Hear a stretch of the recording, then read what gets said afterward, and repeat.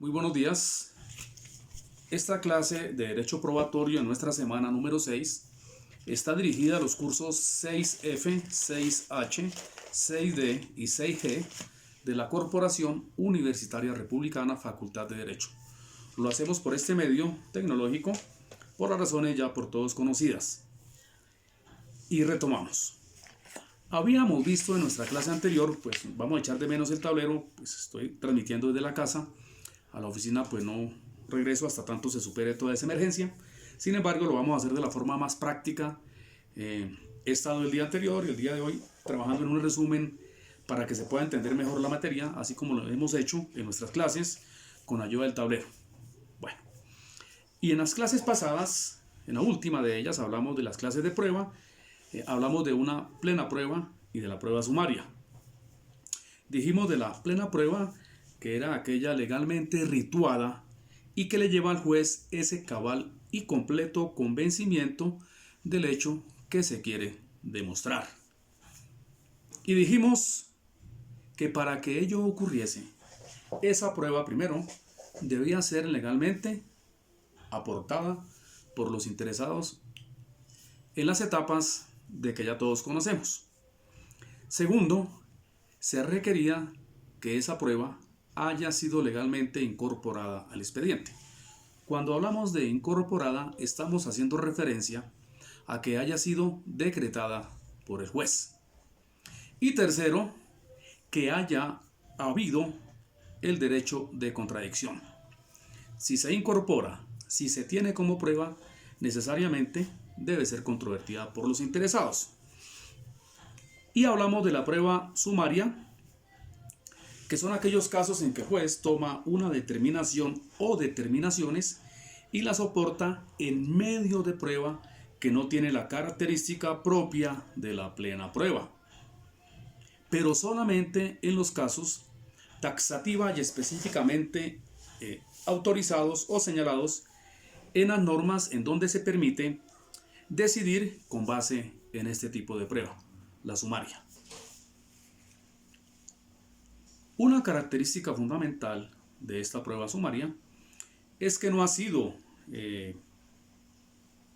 controvertida por los interesados, es decir, no ha sido sometida a ese derecho de contradicción, pero su poder de convicción permite, y es siempre igual, llevar certeza al juez acerca del hecho que se quiere establecer.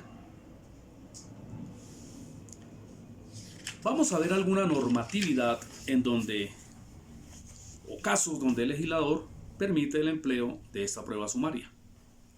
El artículo 127 del Código General del Proceso, en lo que tiene que ver con los incidentes y otras cuestiones accesorias, señala: solo se tramitarán como incidente los asuntos que la ley expresamente señale.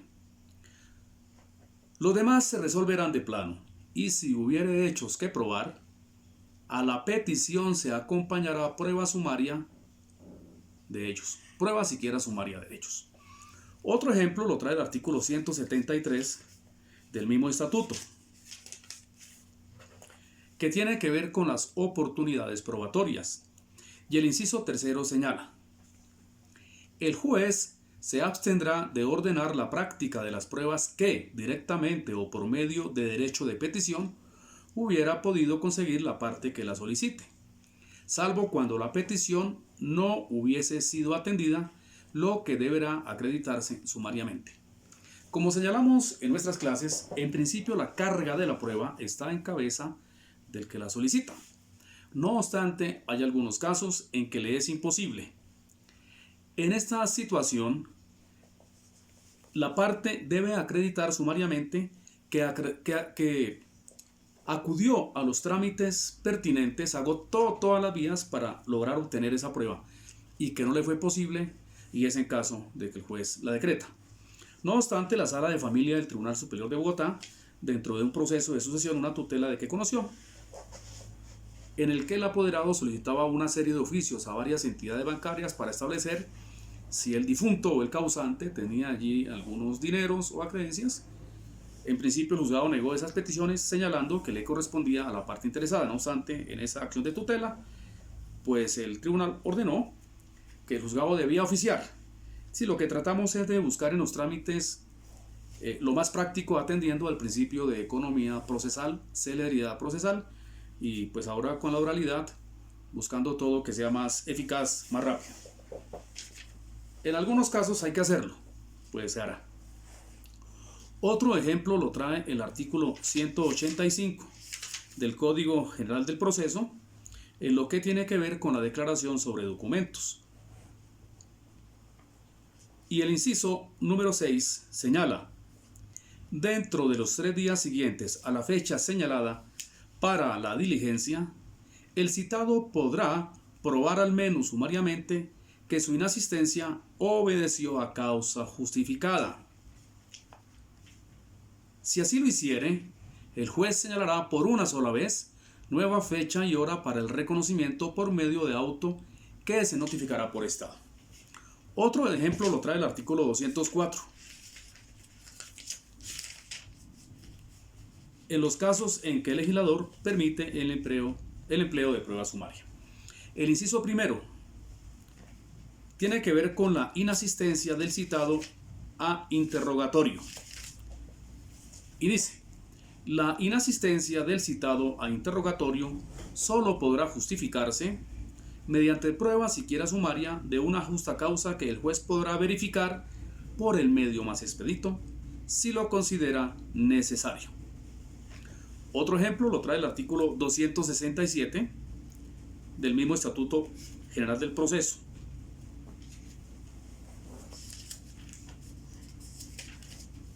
Y tiene que ver con la exhibición.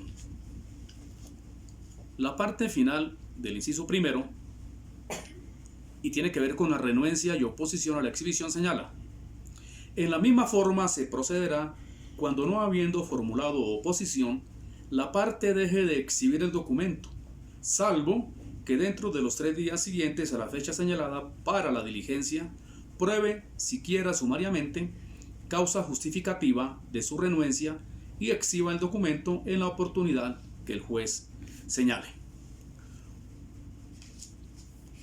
Otro caso en que el legislador permite el empleo de prueba sumaria lo trae el artículo 268, inciso segundo, y que tiene que ver con la exhibición de libros y papeles de los comerciantes. Dice el inciso segundo: el comerciante que no presente alguno de sus libros, a pesar de habérsele ordenado la exhibición, quedará sujeto a los libros de su contraparte, que estén llevados en forma legal, sin admitírsele prueba en contrario, salvo que aparezca probada y justificada la pérdida o destrucción de ellos, o que, habiendo demostrado siquiera sumariamente una causa justificada de su renuencia, dentro de los 3 días siguientes a la fecha señalada para la exhibición, presente los libros en la nueva oportunidad que el juez señale. Otro caso, artículo 309. Regla segunda, que tiene que ver con la oposición a la entrega. Regla segunda: podrá oponerse la persona en cuyo poder se encuentre el bien y contra quien la sentencia no produzca efectos, si en cualquier forma alega hechos constitutivos de posición y presenta prueba siquiera sumaria que lo demuestre. Otro ejemplo lo trae el artículo 372, regla tercera, que tiene que ver con la audiencia inicial. Dice, regla tercera: la inasistencia de las partes o de sus apoderados a esta audiencia por hechos anteriores a la misma solo podrá justificarse mediante prueba siquiera sumaria de una justa causa. Otro ejemplo lo trae el artículo 378 del mismo Estatuto General del Proceso. En el proceso de entrega de la cosa por el tradente al adquirente. Y señala el inciso quinto: al practicarse la entrega no podrá privarse de la tenencia al arrendatario que pruebe siquiera sumariamente título emanado del tradente, siempre que sea anterior a la tradición del bien al demandante. Otro ejemplo lo trae el artículo 384.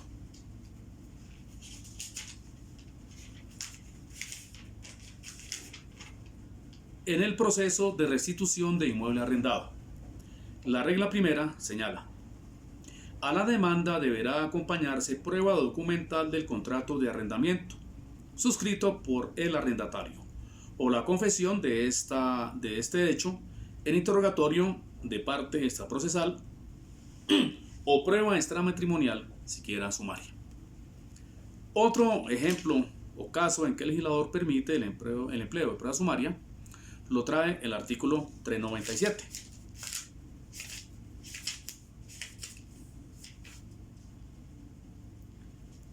Alimentos a favor del mayor y menor de edad. Y la regla primera señala: desde la presentación de la demanda, el juez ordenará que sean alimentos provisionales siempre que el demandante acompañe prueba siquiera sumaria de la capacidad económica del demandado. Otro ejemplo lo trae el artículo 401. La regla segunda: en el proceso de deslinde y amojonamiento. Regla segunda, artículo 401, que tiene que ver con la demanda de anexos. Cuando fuera el caso, la prueba siquiera sumaria sobre la posesión material que ejerza el demandante, en este caso, podrá solicitar que el deslinde se practique con base en los títulos del colindante. Cuando fuera el caso, la prueba siquiera sumaria sobre la posesión material que ejerce el demandante. El artículo 408, otro caso también. En el proceso divisorio que tiene que ver con la licencia previa.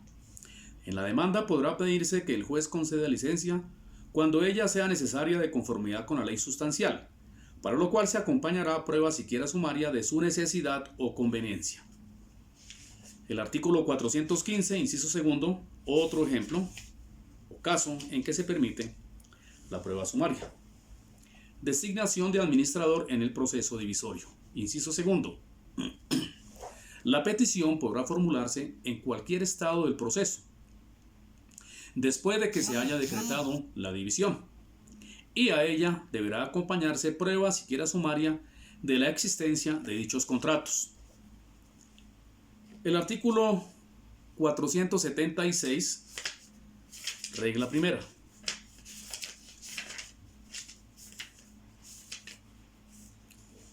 En el proceso de guarda y aposición de sellos. Esto es una diligencia, cuando vean sucesiones, que se hace previo a declarar abierto y radicado el proceso de sucesión ya en un trámite judicial. Dice: dentro de los 30 días siguientes a la fecha de la defunción del causante, toda persona que pruebe al menos sumariamente su interés efectivo o presunto en el proceso de sucesión, podrá pedir que los muebles y documentos del difunto se aseguren bajo llave y sello. Finalmente, el artículo 498,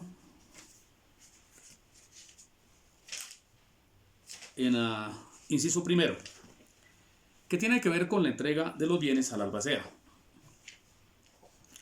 El juez entregará al albacea con tenencia de bienes que haya aceptado el cargo a aquellos a que se refiera su gestión, en diligencia para cuya práctica se señalará día y hora. En caso de que el albacea no comparezca, se declarará caducado su nombramiento a menos que de entre los 3 días siguientes presente prueba siquiera sumaria de haber tenido motivo justificado para ello. Vamos a dar corte a este video, primera parte, y vamos a seguir con la segunda a continuación.